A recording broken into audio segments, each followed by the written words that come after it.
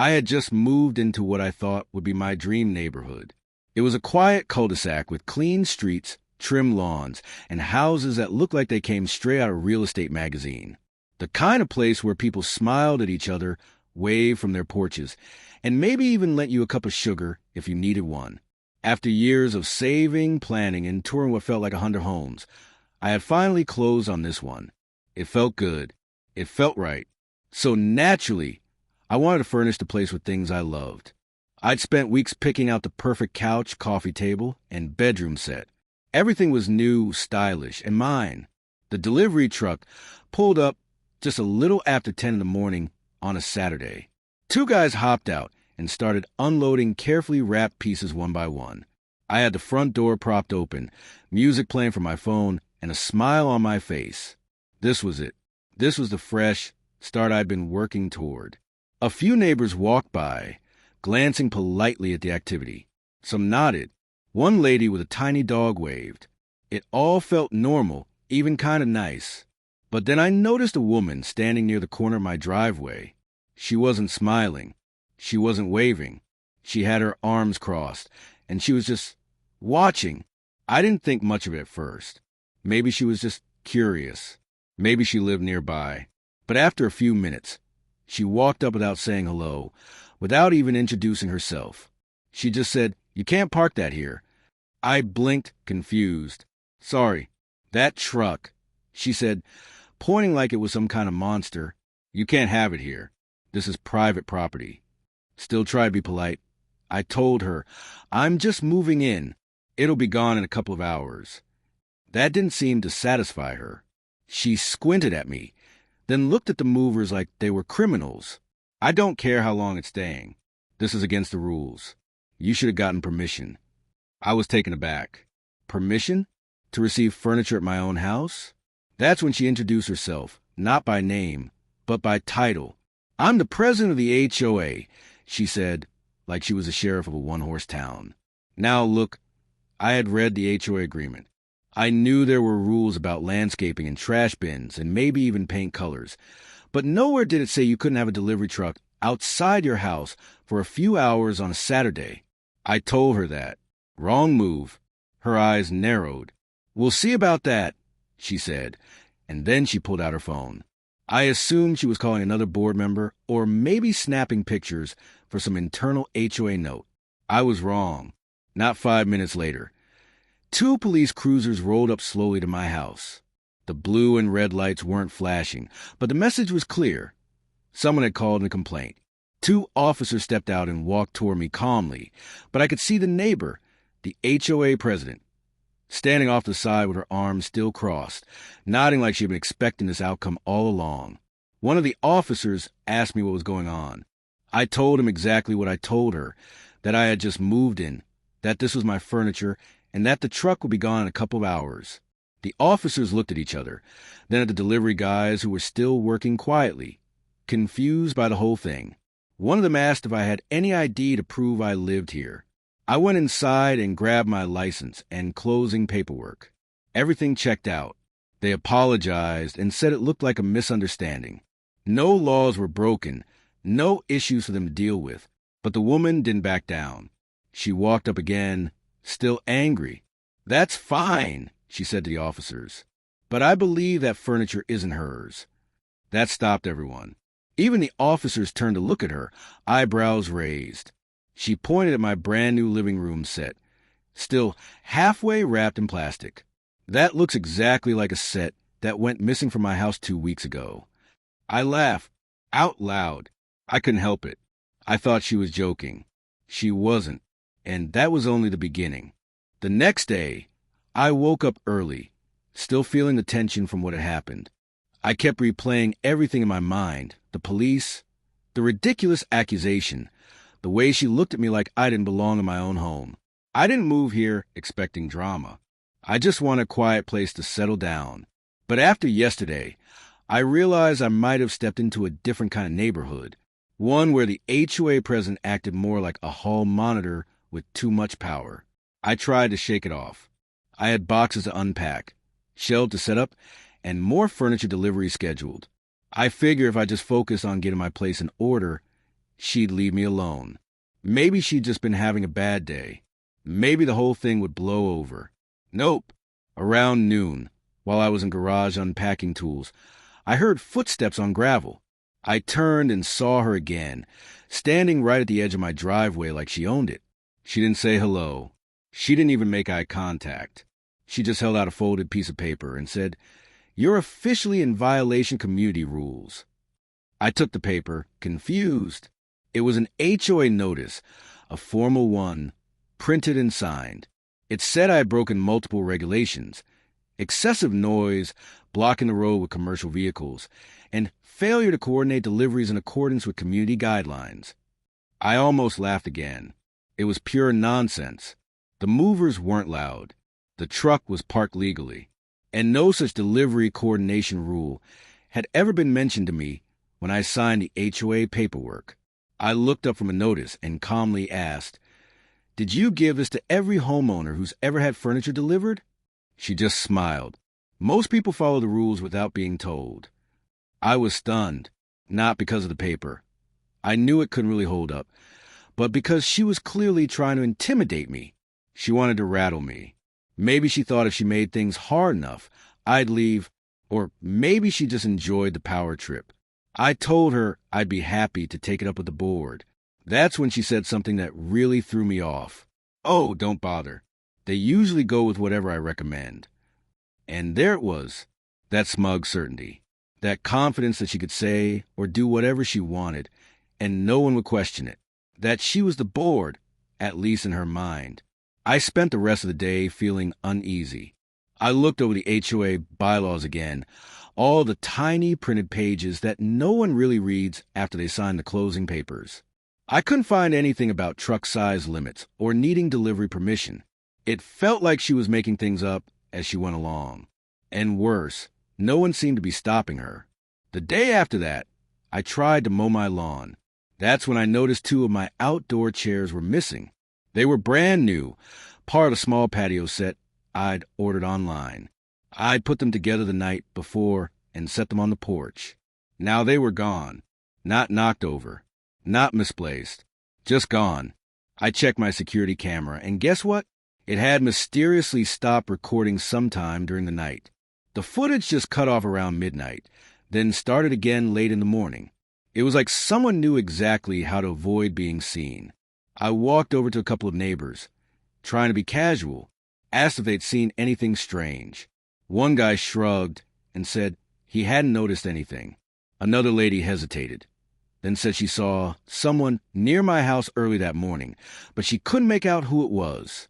I could tell she was uncomfortable, like she didn't want to get involved, like maybe she'd seen this kind of thing happen before and just stayed quiet.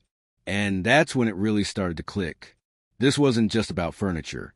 This wasn't about noise or trucks or rules. This was about control, about someone used to getting their way, and about a neighborhood that had been letting it happen for far too long. I couldn't believe what I was hearing. Missing furniture? Mine? I stared at her, waiting for some sign that this was all just a joke, maybe a prank with a bad punchline. But no.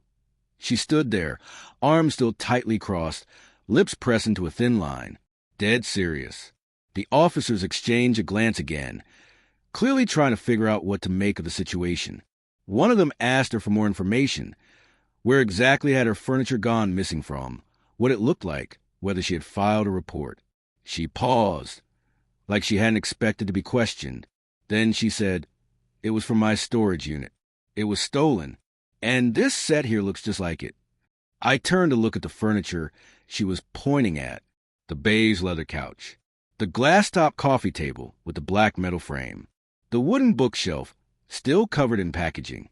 The very items I'd spent hours choosing online had delivered directly from the furniture store's warehouse and had the receipt for sitting right inside my house.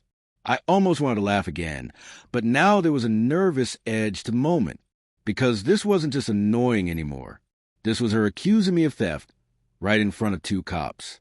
I calmly told the officer that I had all the receipts. Everything was purchased just last week. I hadn't stolen a thing. In fact, I offered to go inside and grab the order confirmation from the store, the delivery email, whatever they needed, He nodded and asked me to do just that. Meanwhile, the HOA lady wasn't backing down. She kept saying things like, "You don't know people's intentions," and "We can't let anyone just move in and start claiming things that don't belong to them." She spoke with a weird sense of authority, like this whole neighborhood was her personal kingdom, and she was just protecting it. I brought out the paperwork, a full folder of everything from the store name, payment confirmation, delivery date, down to the itemized receipt. One officer looked it over, and you could tell he was satisfied. He handed it to his partner, who flipped through and then gave me a nod. "Yeah," he said, "this looks solid. No issue here." I could see the flicker of annoyance cross her face. Her jaw tightened. Her eyes narrowed even more. You'd think she'd apologize, or at least walk away. But no, she tried again. "Well, how do we know that's not fake?" she said. The officer actually tilted his head like he wasn't sure he heard her right. "You think someone forged an entire furniture purchase and arranged a fake delivery just to move into a house they bought?" She said nothing, just sort of stared at him like he was the one who didn't get it. The officer turned back to me. "Sorry again, ma'am. You're fine to keep unloading. We'll note the complaint, but this isn't a criminal matter." They gave me a polite nod and left. I watched the squad cars pull away, feeling a mix of relief and disbelief. The movers, who had paused during the chaos, started up again. I thanked them for their patience and tried to get back to work. But the moment had already left a mark. The HOA president didn't leave right away. She stood there on the sidewalk, staring at me like I had somehow pulled one over on her. She didn't say anything else. She didn't offer a goodbye, just turned and walked away with that stiff, straight-back stride like she was already planning her next move. And I started to realize this wasn't over. She wasn't just someone having a bad day. She was someone who had decided, for whatever reason, that I was a problem. Maybe it was because I was new. Maybe it was because I didn't ask her permission to live my life. Or maybe she just liked the feeling of control. Either way, this wasn't just a one-time confrontation. It felt like the beginning of something much worse. The weekend after the board meeting, something changed in the air. People who had never looked my way before started waving. A few even stopped to introduce themselves, offering friendly small talk. It was subtle, but I noticed. Word had definitely gotten around. I didn't hear anything back officially from the HOA board for a few days, but I didn't need to. The silence from the president said plenty. She didn't pass by my house anymore. No surprise drop-ins. No notes. No made-up violations. It was like she vanished from my street entirely. But I knew better. People like that don't just quit. They wait. They regroup. So I stayed alert. I had a new set of patio chairs delivered, this time a different model. I installed a more advanced security camera system with cloud storage and real-time alerts. I even added a floodlight with a motion sensor above the garage. Not because I was scared, but because I wasn't going to get caught off guard again. Then one night, just after midnight, my phone buzzed. Motion detected. I pulled up the camera feed, expecting maybe a raccoon or a stray dog. But it wasn't an animal. There was someone in a hoodie walking along the edge of my yard. At first, they stayed out of light, but when they got close to my porch, the floodlight snapped on. And just like that, they froze. The person stood there for maybe 2 seconds before turning quickly and hurrying off. Not running, just a fast, nervous walk. The light didn't catch the face fully, but from the shape and the pace, I had a pretty good idea who it was. I saved the footage and made copies. It wasn't solid enough to prove anything, but it was something. The next morning, I filed a report with the local police just to have something official on record. I didn't accuse anyone directly. I simply said that someone trespassed on my property late at night and appeared to approach my porch. I showed them the footage and answered their questions. The officer said it was good. I had the security system. "Most people don't think about these things until it's too late," he said. I just nodded. A few days after that, I got a letter in the mail, an official one with the HOA letterhead. It wasn't from the president. It was from the board, signed by the treasurer. It said the violation notice I had received was being formally withdrawn. It stated there was no record of any infraction and that no further action would be taken. I held that letter in my hand for a long moment. It was small, just one page, but it felt like a win. Later that same day, a neighbor I hadn't met before walked over while I was trimming hedges. She introduced herself, then leaned in and quietly said, "She did the same thing to my nephew when he moved in last year. He ended up selling the house after 6 months." I raised my eyebrows. "She called code enforcement over a garden shed," she added. It was barely visible. I thanked her and asked, "Why didn't anyone say anything?" She sighed. "Most folks don't want the trouble. Some are scared of her. Others are just tired." That stuck with me. People knew. People saw. But they had gotten used to keeping their heads down. And now that someone stood up, now that there was proof in noise and paper trails, maybe the spell was breaking a little. Later that evening, I took a walk around the neighborhood. Not to be nosy, just to breathe, to look around. And it hit me how many houses had signs of small tensions. A cracked fence left unrepaired. A garden that seemed abandoned halfway. Notes taped to mailboxes. Things you don't notice unless you're really paying attention. I started wondering how many of these neighbors had quietly suffered some form of her interference. Small things, enough to irritate, frustrate, or slowly wear someone down.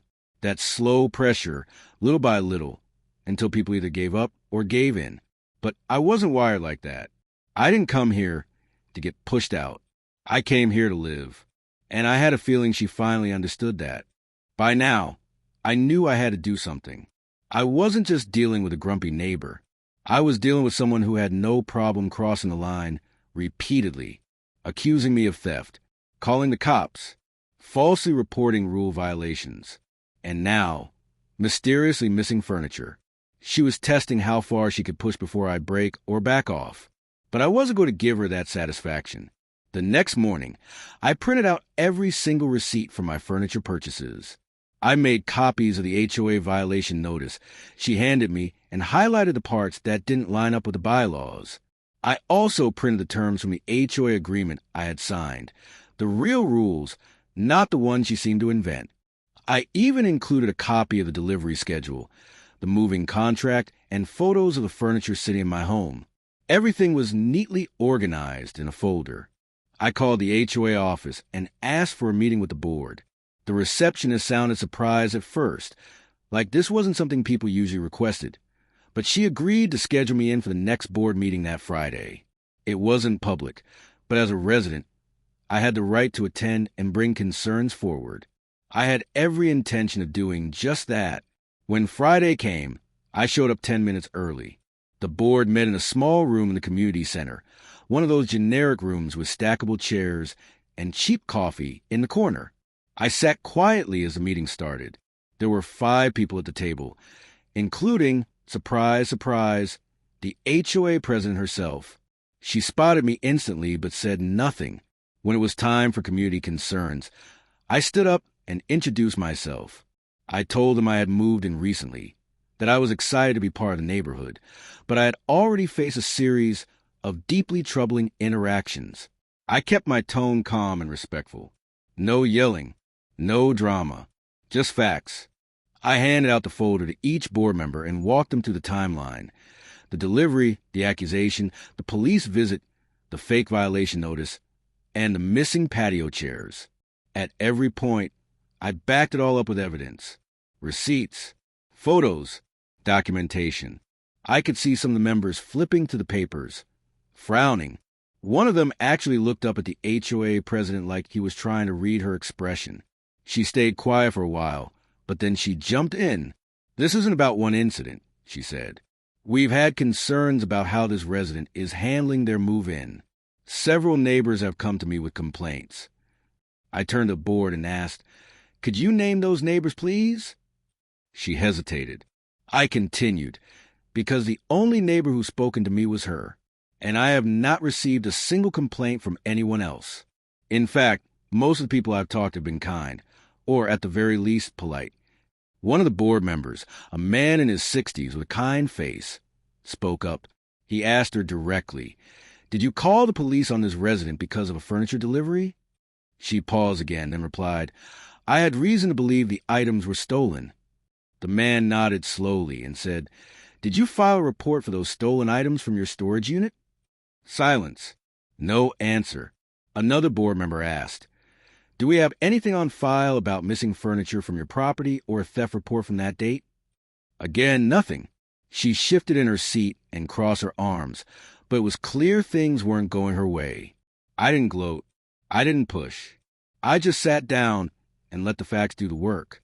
After I spoke, the board said they'd review everything and follow up formally. The meeting wrapped up, and as people were leaving, one of the board members quietly walked up to me and said, "You did the right thing bringing this here. We've had a few issues like this before, but no one ever brought receipts." And right then, I realized something important. Maybe I wasn't the first person she had targeted. Maybe other people had been quietly bullied or pressured and didn't want to speak up. But this time, she had picked the wrong person to try and scare. A week later, I noticed something new on the community bulletin board near the entrance of the neighborhood. It was a neatly printed flyer, not for the HOA, but from a group calling themselves Concerned Residents for Fair Representation. It invited people to a casual gathering at the local park, open to all homeowners, to discuss ideas about improving communication and transparency within the HOA. It wasn't aggressive. No angry wording. Just a calm, collected invitation to talk about change. I recognized a few names listed at the bottom. People I'd spoken with during those driveway chats. People who, not too long ago, would have kept their heads down and avoided anything remotely resembling conflict. But now, they were putting their names on something. And not just quietly in a group chat, on a flyer for the whole neighborhood to see. That evening, I walked over to the park just to see who showed up. I expected maybe 10 people, maybe less. But by the time I got there, more than 30 neighbors had gathered in little circles, some sitting on folding chairs, others just standing around talking. It wasn't loud. No one was yelling or holding signs. It was just real people having real conversations, something that felt like it had been missing from this neighborhood for a long time. Someone brought lemonade. Someone else brought a box of cookies. A few kids ran around nearby, and a couple of dogs were chasing each other under the trees. It looked like a block party that no one had dared to organize before. And in the middle of it all was this energy, not of rebellion, but of relief. Like everyone was finally allowed to exhale. I didn't make a speech. I didn't need to. The fact that we were all standing there was enough. Someone handed out simple printouts, a list of ideas, things like rotating board positions, public review of all complaints, and a suggestion to implement a neighborhood welcome committee that didn't involve the HOA president personally overseeing each new move-in. One bullet point even recommended limiting how many anonymous complaints one person could submit per year. That got a few laughs. When I got home that night, I sat on my porch for a while, just watching the street. It was quiet, but in a good way. A peaceful kind of quiet, not the tense, watch your back kind I felt when I first moved in. I remember the first time I saw her walking up to my truck, arms folded, scowling like I had broken some sacred law by having a sofa delivered. That moment seemed so far away now, not because I had forgotten it, but because it had turned into something more, a ripple effect that reached people who'd been waiting for someone to go first. The next day, I got another knock at the door. This time, it was a man I'd never met. He introduced himself as a long-time resident, said he lived on the far end of the street, and then just said, "Thank you." I asked what for. "For not backing down," he said. "I've lived here 15 years. Saw what she did to people. I almost sold my place last year. But now, I don't feel like I have to." That hit me harder than I expected, because I hadn't planned on any of this. I wasn't trying to lead a movement or change a system. I just wanted to be left alone to enjoy my new home. But sometimes, standing your ground becomes something bigger. Sometimes it gives other people permission to do the same. Later that afternoon, someone from the board messaged the neighborhood group chat. They said the next HOA election would be in 3 months, and this year, for the first time in a while, all 5 board positions will be open for nomination. No automatic renewals. No behind-the-door extensions. Just an open door. And just like that, more than a few people started talking about running. Some who'd lived here for years. Some, like me, who were new but tired of being treated like intruders in their own homes. And with every new message, I saw something that had been missing when I first drove down this street. A little hope. And that's when I knew this wasn't just about her anymore. The weeks that followed felt different, not just in my house, but in the whole neighborhood. People were walking their dogs with their heads held higher. Lawn chairs came back out onto porches. Kids played in the cul-de-sac, without parents constantly glancing out the window to check if someone was watching. It was subtle, but it was real, like a shift in gravity. Nothing you could point to exactly, but something you would feel. The HOA president, on the other hand, had gone noticeably quiet. No more emails. No surprise visits. No random violations. It was like she'd hit pause on the entire act. But we all knew better. She hadn't given up. She was waiting. That's what people like her do.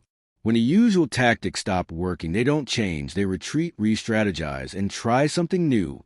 So when an anonymous tip made its way to the local news station, a short segment on, suppose, rising conflicts in our neighborhood, I wasn't surprised to hear who they quoted. They never used her name, of course. Just a longtime HOA official who claimed that certain new residents were disrupting the peaceful order of the community. I watched the segment from my living room, sipping coffee with a smirk. The footage was laughably one-sided, shots of clean, empty streets, the community sign with a few leaves blown across it, and a talking head saying things like, "Not everyone respects the rules anymore." What they didn't show: the park meetups, the families that had come together, the letters of support that had been sent to the board, the fact that the last 2 HOA board meetings had standing room only for the first time in years. A neighbor messaged the group chat 5 minutes after the segment aired. Asterisk, she's losing control and it's eating her up. Asterisk, and that was exactly it. Control. That's what this had always been about. When someone uses rules not to maintain order but to assert power, it stops being about the neighborhood. It becomes personal. And people like that don't know what to do when others stop playing along.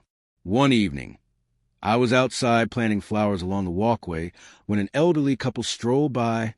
I'd seen them around but never talked to them before. The husband nodded, and the wife paused to look at the blooms. "You're bringing life back to this place," she said. "It's been quiet for too long." I smiled and thanked her. But what struck me was the way she said it. Not like someone complimenting a garden, but like someone noticing a storm was finally passing. That weekend, a few of us organized a small potluck in the same park, where the first gathering took place. We called it a spring startup, just an excuse for people to come together, without it being about complaints or elections. Just community. Over 40 families showed up. Some brought food. Some just brought folding chairs and a willingness to talk. There were no speeches, no agendas, just laughter, music, and a sense of belonging.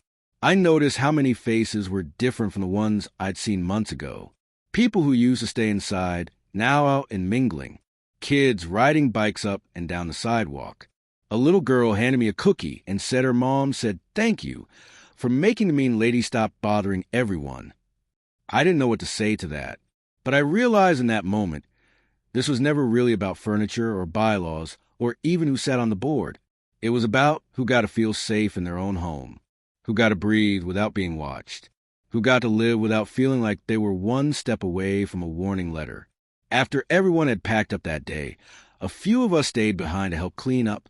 One neighbor, the quiet type, looked over at me and said, "You know she's going to try something before the election, right?" I nodded. I'm counting on it. Because by now, I had learned exactly how she worked. And more importantly, so had everyone else.